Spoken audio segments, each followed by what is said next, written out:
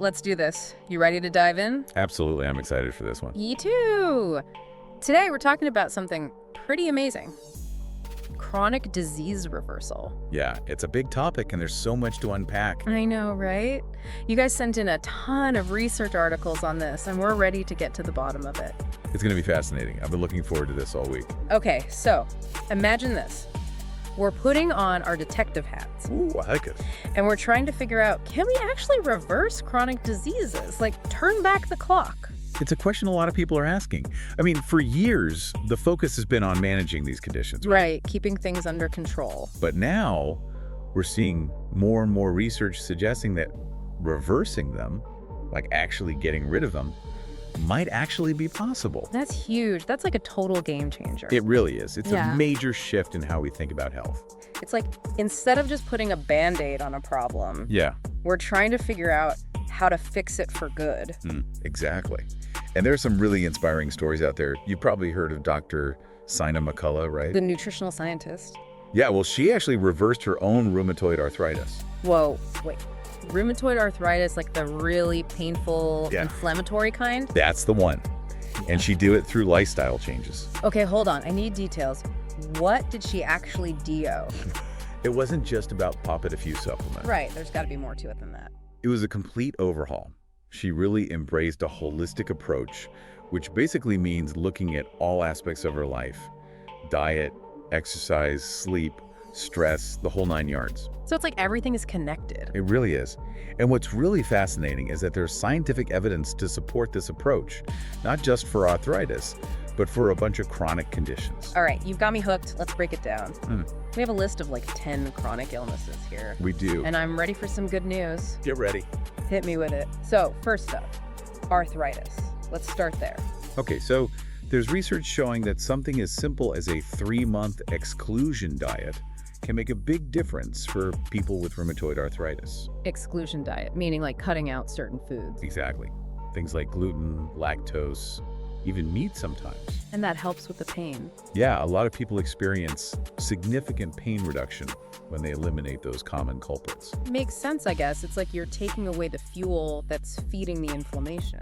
Perfect analogy. Yeah. And it's not just diet. Fasting has also shown really promising results for arthritis. Fasting, like not eating at all. Yeah, for certain periods of time. It basically gives the body a chance to reset and heal itself. Like hitting the refresh button on your system. Exactly. Yeah. And some studies have even combined fasting with a vegetarian diet Interesting. and found that people had long-term relief from their symptoms. Wow. So what you eat or don't eat can really impact those painful, inflamed joints. It really can.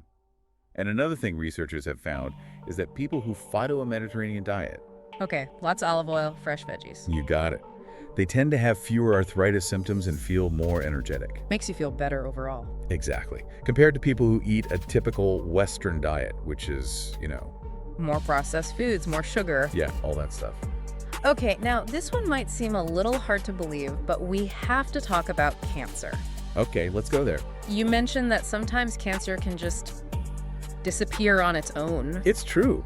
It's called spontaneous tumor regression, Spontaneous tumor regression. So like the tumor just shrinks or even vanishes completely without any treatment. without any conventional treatment. Yeah. That sounds crazy, but it's real. It's a real phenomenon. It's been documented for centuries. It's not super common, but it definitely happens.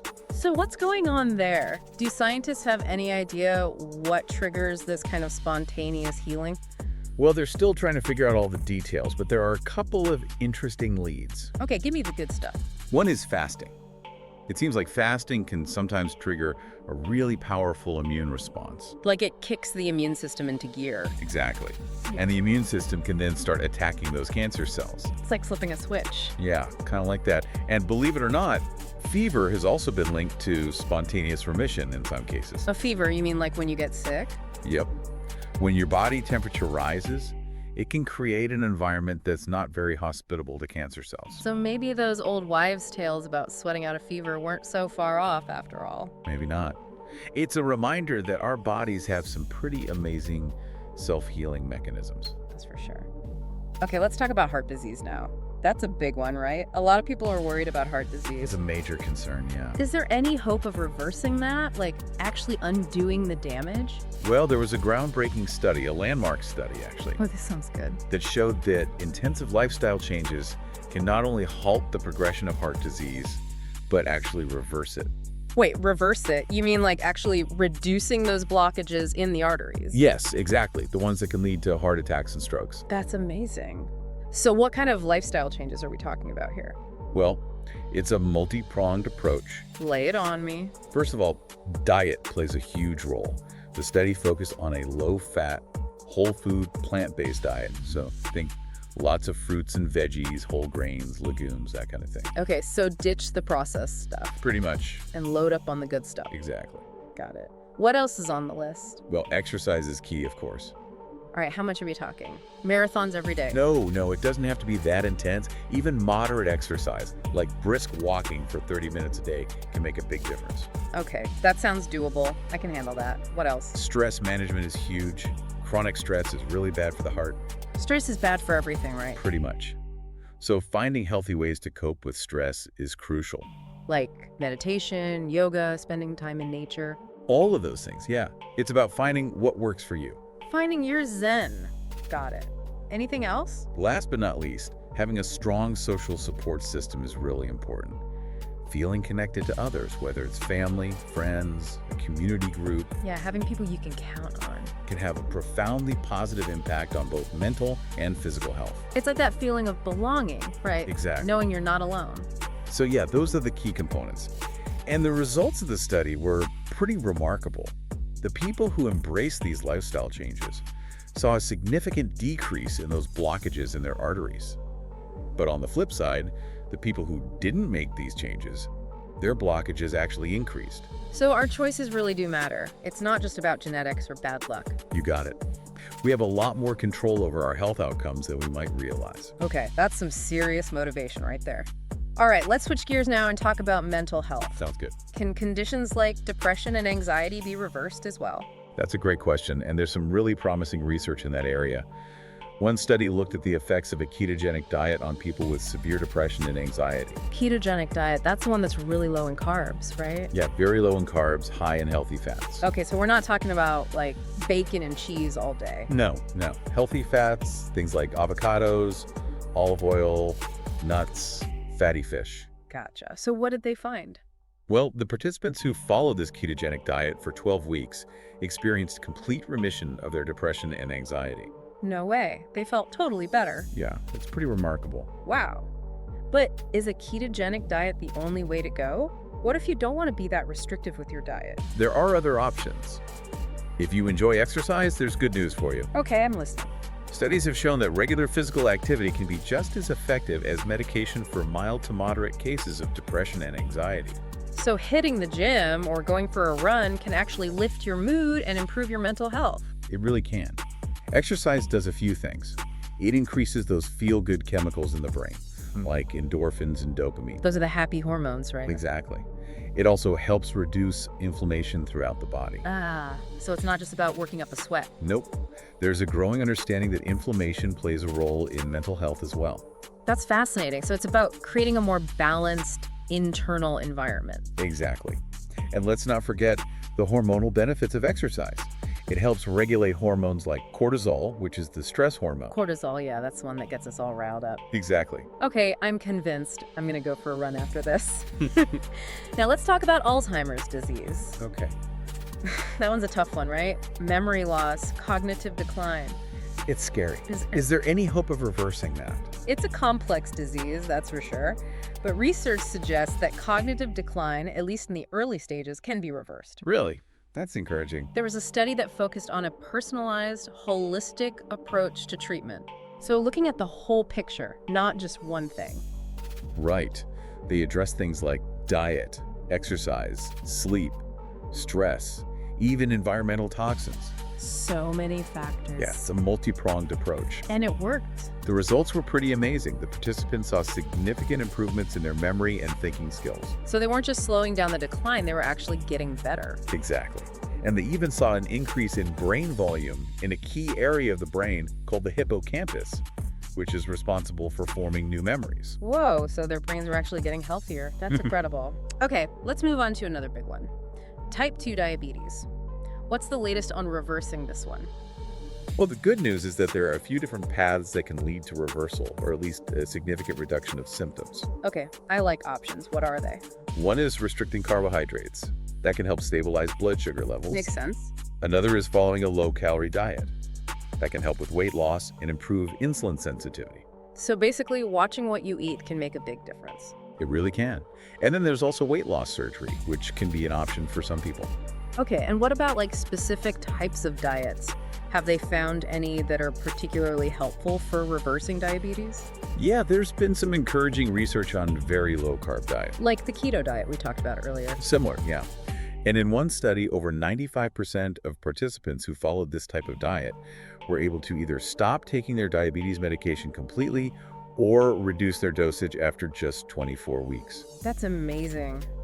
That's such a short amount of time to see such a big change. It is pretty remarkable. So there's hope. Even with diabetes, we can turn things around. We really can. All right, we've covered a lot here. We talked about arthritis, cancer, heart disease, depression, anxiety, Alzheimer's, and now type 2 diabetes. That's quite a list. Phew.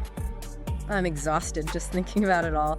Are you ready to keep going? I'm ready if you are. All right, let's do it. We still have a few more conditions to explore. Next up, let's talk about lupus.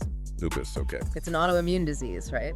Yes, it can affect various parts of the body. So what have they found about reversing lupus? Any good news there? There was a long-term study, a really long one.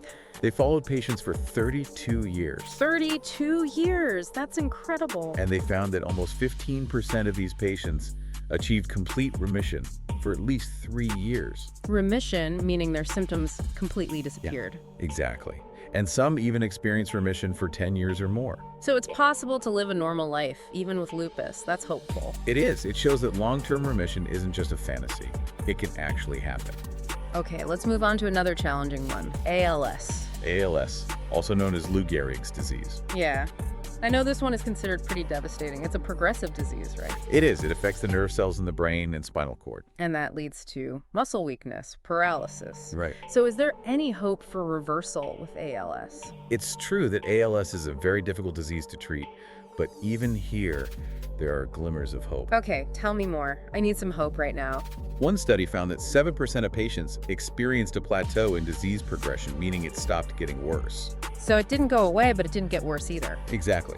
And while less than 1% actually experienced a reversal of their symptoms. Okay, so not a lot of people. It's important to note that the lead researcher has since documented 62 cases of ALS reversal. Wow, so it is possible. Maybe rare, but possible. Exactly. And that's something to hold on to. Okay, what about Parkinson's disease? Parkinson's, all right. It's another neurodegenerative condition, right? Tremors, stiffness. Right, it causes problems with movement. So any potential for reversing this one? Well, Parkinson's is usually treated with medication to manage the symptoms, but there have been some interesting findings regarding potential reversal. Intriguing. Tell me more. There was this case study of a 65-year-old Parkinson's patient who was prescribed niacin, which is vitamin B3, for high cholesterol. Niacin, okay. And Well, not only did his cholesterol levels improve, but his Parkinson's symptoms also got better. no way. So a treatment for one thing actually helped with something else. It seems that way. We're talking about things like better motor function, improved cognitive abilities, even better sleep. Wait, so his thinking got clearer and he slept better. Yes. And researchers think that niacin's anti-inflammatory properties might be playing a role. So it's possible that reducing inflammation in the body could have like a ripple effect. It's a fascinating idea, right? It highlights how interconnected our bodies are. Okay, last one on our list. Let's finish strong with asthma. Asthma, great. It's a common respiratory condition, causes wheezing, coughing, difficulty breathing. We all know it's really prevalent in kids. It is. So what are the chances of reversing asthma? Well, remission is actually quite common in children. Remission meaning it goes away completely? Yes, for a period of time at least. Yeah. And even adults have a chance of experiencing remission. Oh, that's good to know. So what are the remission rates like? They can range anywhere from 2% to 52%, depending on a lot of factors. Wow, that's a pretty big range. It is. Okay. Have they found any specific interventions that are helpful for reversing asthma? One clinical trial involved overweight adults with moderate asthma who followed a calorie restriction regimen every other day. Calorie restriction, so basically eating less? Yes, but only every other day. Interesting.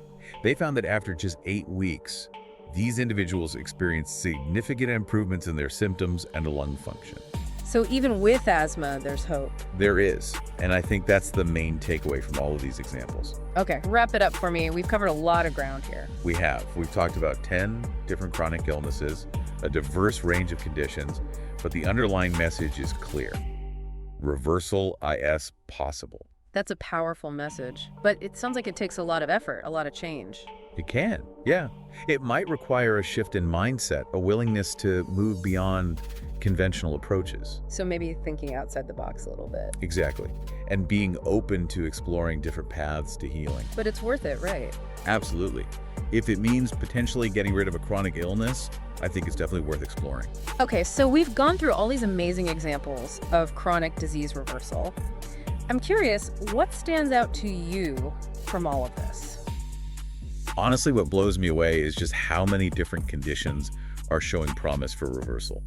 Arthritis, cancer, heart disease, it's like the body has this amazing ability to heal itself if we just give it the right support. Right, it's pretty incredible. But it also makes you wonder, like, why isn't this the main approach in healthcare? Yeah, that's a good question. Why are we so focused on managing these diseases when maybe we could be focusing on getting rid of them? Yeah, it's a bit of a mystery, isn't it? Even with all this research emerging, there's still a disconnect. It's almost like we've been programmed to think of chronic illnesses as life sentences. When in reality, there might be a chance for parole. Exactly. And that brings up a bigger question. If reversal is possible, what does that mean for how we approach healthcare in general? Whoa, yeah. That's a big one. I mean, where do we even begin with that? Well, I think it starts with a shift in mindset for both patients and the healthcare providers. Okay, so both sides of the equation. Exactly. On the patient side, it means becoming more proactive, more engaged in their own health journey. So not just passively accepting a diagnosis, but really taking ownership of their health. Exactly. Instead of just going along with whatever the doctor says, start asking questions, exploring options, really advocating for themselves. It's like that saying, knowledge is power. The more you know about your body and the potential for healing, the more empowered you are to make good choices. Exactly. And for healthcare providers, this shift might mean extending their knowledge base, staying up to date on the latest research on reversal, and being open to approaches that go beyond conventional medicine. So not just sticking to the same old treatments, but being willing to try new things. Right. It's about moving away from that one-size-fits-all model and embracing a more personalized, patient-centered approach. So it's not about throwing out conventional medicine altogether, it's about expanding our toolkit, recognizing that there are multiple ways to heal. Exactly. And it's also about recognizing that reversal isn't always a quick fix. It often requires patience, persistence, and a willingness to experiment and find what works best for each individual. It sounds like a real team effort between the patient and the provider. It is. They have to work together to navigate this new terrain. But of course, there are going to be challenges along the way. Like what? Well, for one thing, insurance companies may not always cover these alternative approaches. The money issue. That's a big hurdle for a lot of people. It is. And another challenge is that research on reversal is still relatively new. There's a lot we don't know yet. So it's kind of a wild west out there. In a way, yeah. A lot of exciting possibilities, but also some uncertainty. Definitely a need for more research. Absolutely. But despite these challenges, I think the momentum is building. More and more people are experiencing the benefits of reversal, and that's starting to create a ripple effect. Like a snowball rolling downhill, picking up speed and size. Exactly. As more healthcare providers see these successes, see the potential for reversal, it's likely to gain even more traction within the medical community. So for our listeners out there, for anyone who's feeling inspired by these stories of reversal, but maybe also a little overwhelmed by it all, what's the takeaway message? I think the most important thing to remember is that this deep dive is just the beginning. It's about sparking your curiosity, encouraging you to become your own health detective. Love that term, health detective. It's about empowering you to take an active role in your health journey. It's about saying yes to the possibility of healing, even when the world tells you it's not possible. Exactly. And remembering that you're not alone in this. There's a growing community of people who believe in the power of reversal and are dedicated to supporting others on their healing journey. That's so reassuring to hear. It's like we're all in this together. We are. we're paving the way for a new paradigm of health and well-being, one where we move beyond simply managing chronic illnesses and embrace the potential for true healing. Love it. Okay, before we wrap up, I want to circle back to something you said earlier about mindset. You said it's really important. Can you expand on that a bit? Sure. You know, when we're diagnosed with a chronic illness, it's easy to get stuck in this mindset of fear and limitation. Yeah, like our health is predetermined, there's nothing we can do to change it. Exactly. But the stories of reversal we've talked about today, they challenge that belief. They show us that our bodies have this incredible capacity for healing. We just have to tap into it. Exactly. And our minds play a crucial role in that process. So it's about shifting from a victim mentality to a more empowered, proactive approach. Exactly. It's about recognizing that we have more agency than we realize, that our thoughts, beliefs, and actions can actually influence our health. I love that. It's not about denying the challenges of chronic illness. It's about choosing to approach them with a sense of hope and possibility. That's it perfectly. And that brings us back to Dr. McCullough's story. She didn't accept the limitations imposed by her diagnosis. She dove into the research, experimented with different approaches, and found what worked for her. Her story is a testament to the importance of mindset, resilience, and that unwavering belief in the possibility of healing. Such an inspiration. It shows that we don't have to be passive recipients of our health destiny. We can be active participants, advocates for our own well-being. We can even be pioneers in our own healing journey. And it's not just about individual journeys, it's about a collective shift in consciousness. As more people embrace this mindset of possibility and share their stories of reversal, it creates this wave of hope and inspiration that ripples out and touches others. It's like we're all contributing to a collective awakening to the incredible healing potential that lies within each of us. That's beautifully said. It's like we're all part of a larger tapestry, and each thread of healing, each story of reversal contributes to the beauty and resilience of the whole. Exactly. And it's a tapestry that's constantly evolving as we continue to learn, grow, and discover new pathways to health and well-being. This has been such an enlightening conversation. We've explored the science, the stories, the challenges, and the empowering message of chronic disease reversal. But before we wrap up this deep dive, I want to leave our listeners with a final thought-provoking question to ponder. Think about everything we just talked about today, all those chronic illnesses, and the fact that we might actually be able to reverse them. What part of that really stuck with you? Yeah, what really resonated? Was there something that sparks a memory, maybe a health challenge you've been dealing with? Or maybe you're feeling inspired to really level up your well-being. Whatever it is, don't let that feeling fade away. I love that. And remember, this isn't about having all the answers right now or changing your whole life overnight. Right, it's more about that initial spark. That willingness to just explore, to experiment. And to remember that your health journey is unique to you. What worked for Dr. McCullough might not work for you, and that's totally fine.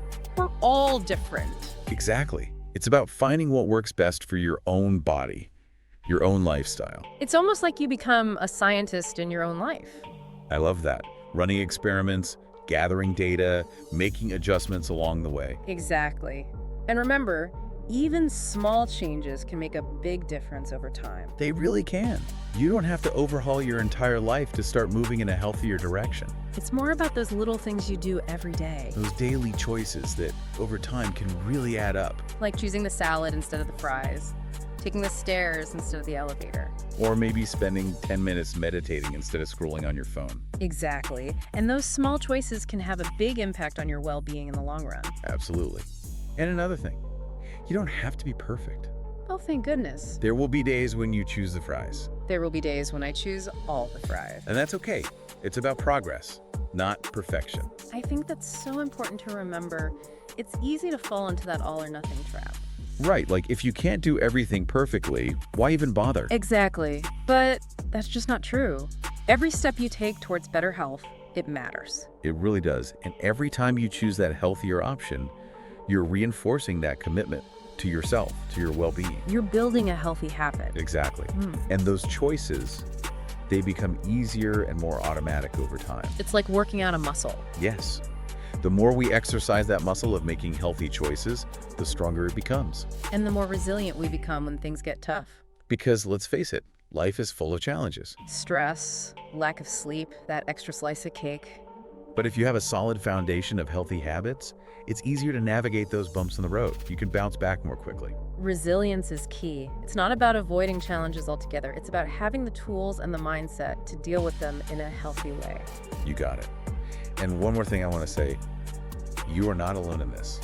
Yeah, there are so many people out there who are on this journey too. People who are exploring the potential for healing, for transformation. It's like we're all figuring it out together. We are. Connect with those people, share your experiences, learn from each other, celebrate each other's wins. Finding your tribe, right? Yes, your community.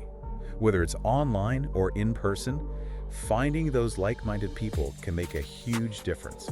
They can offer support, inspiration, accountability. And don't be afraid to reach out to the professionals too. Right. There are healthcare providers who specialize in this area. People who can help you navigate all of this and create a plan that works for you. Exactly. It's about building your dream team. People who believe in your capacity for healing and who will support you every step of the way. So find your cheerleaders. Yes. And one last piece of advice. Trust your gut. Trust your intuition. Your body has a way of telling you what it needs. We just have to learn to listen. Exactly. Pay attention to those subtle cues. Honor what feels right for you. Don't be afraid to experiment, to try different things. Because what works for one person might not work for another. Exactly. It's all about finding what resonates with you, what feels good in your body, what brings you joy and energy. It's about becoming your own health detective. That's it. Gathering those clues, trying different approaches, figuring out what works for you. It's your own unique healing journey. And remember, it's a journey, not a destination. There will be ups and downs, twists and turns along the way. Life, right? But the journey itself can be incredibly rewarding. Embrace it. I love that. Well, I think we've covered a lot in this deep dive into chronic disease reversal. We have. The science, the possibilities, the challenges. The power of mindset, resilience, community. It's been a great conversation. It really has. And to all our listeners out there, thank you for joining us on this journey of exploration and discovery. We're so glad you're here. And remember, you are not alone. There's a whole world of support out there. And we're here cheering you on every step of the way. Keep that health detective spirit alive. Keep asking questions, keep experimenting, and most importantly, keep believing. Beautifully said. Until next time, stay curious, stay empowered, and stay healthy. 谢谢收看，健康生活关心您的生活健康，请订阅、点赞及转传。